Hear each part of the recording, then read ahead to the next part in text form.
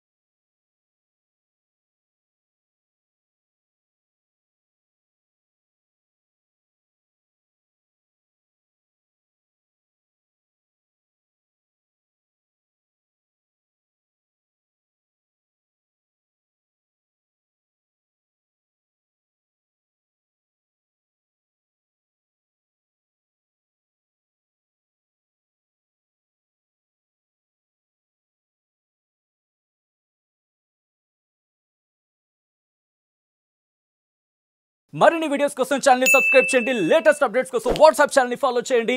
And link description లో ఉంది.